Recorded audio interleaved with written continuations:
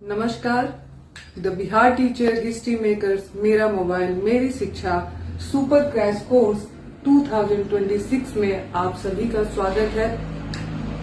Dear students, I hope your board exam preparation is going great.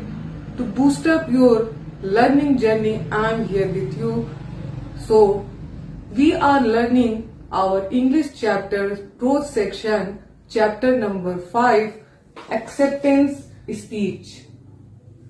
हम लोग अपने पिछले क्लास में पढ़ चुके हैं कि एक्सेप्टेंस स्पीच क्या होता है और ये स्पीच किसने दिया था।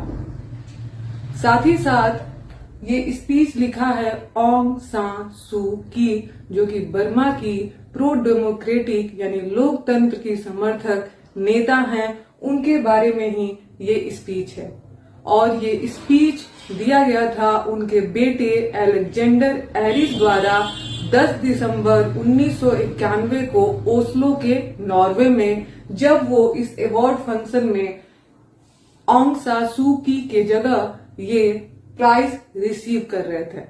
क्योंकि ऑंग सान सू की उस समय वर्मा में अपने ही देश में नजरबंद थी, क्योंकि वहां पे सैन्य शासन व्यवस्था थी और वर्मा में लोकतंत्र की बहाली के लिए, साथ ही साथ मानव अधिकार के समर्थन के लिए ऑंग सान सू की जो है वो लंबे समय से संघर्ष कर रही थी। अलेक्जेंडर एरिस ने अपने स्पीच, जिसको कि स्वीकृति भाषण हिंदी में कहा जाता है, की शुरुआत बहुत ही खूबसूरती से किया था। Your majesty, your excellencies, ladies and gentleman. ये जो प्राइज मिला है वो मेरी माँ का ही नहीं है, ये पूरी वर्मा की जनता के लिए प्राइज है।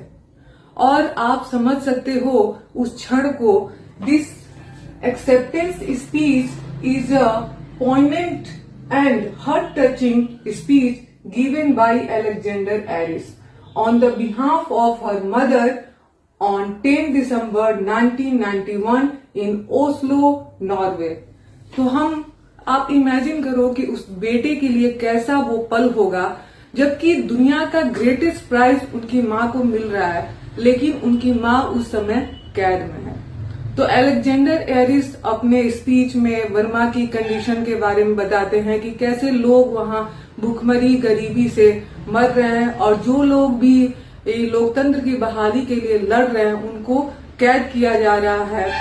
उनको आशा जगती है कि ये नोबेल पुरस्कार मिलने के बाद शायद उनकी मां को रिहा कर दिया जाएगा, क्योंकि संयुक्त राष्ट्र संघ, जिसकी स्थापना सेकेंड वर्ल्ड वॉर के बाद पूरे विश्व में शांति स्थापित करने के लिए की गई थी, उन्होंने इस चीज को अपील किया है वर्मा से कि ऑंग सान सू की को रिहा कर दिया जाए। और सबसे बड़ी खुशी की बात है कि it is auspicious that Today's event in Oslo fall on the International Human Rights Day।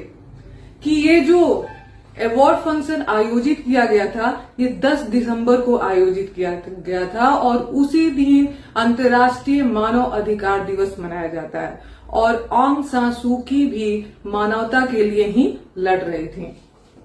Alexander Eris अपने स्पीच में मार्टिन लूथर किंग जूनियर, जो कि अमेरिका के थे और उन्होंने भी मानव अधिकार के लिए, जातिवाद, नस्लवाद के खिलाफ उन्होंने आवाज उठाई थी और 1964 में उनको भी नोबेल पीस प्राइज प्राप्त हुआ था।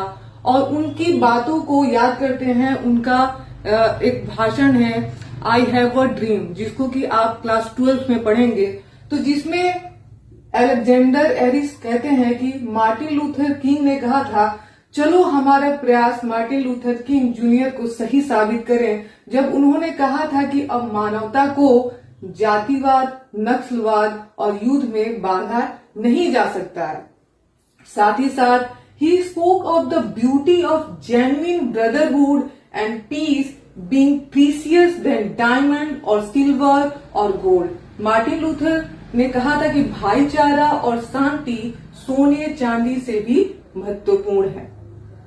अलेक्जेंडर एरिस अपने भाषण यानी स्पीच का एंड करते हैं कि let a new age down, चलो एक नए दौर की शुरुआत करते हैं। तो ये बहुत ही मार्मिक और दिल को छू लेने वाला स्पीच है, जिसमें कि अलेक्जेंडर एरिस अपनी माँ की भावनाओं को व्यक्त करते हैं। साथ ही साथ ये आशा करते हैं कि जो लंबे समय से संघर्ष करते आ रही हैं उनकी माँ वर्मा में, अब उनको रिहा कर दिया जाए और वर्मा की जनता को लोकतंत्र, वहां पे मानवता का बहाल हो, लोगों को उनका अधिकार मिल सके और नोबेल पीस प्राइज जो है इसमें सहायक सिद्ध होगा।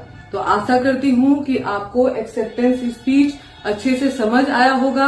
आपने अगर पिछला वीडियो नहीं देखा है तो आप उसे देख लीजिएगा और नेक्स्ट वीडियो में हम इसका ऑब्जेक्टिव करेंगे। Thanks for watching.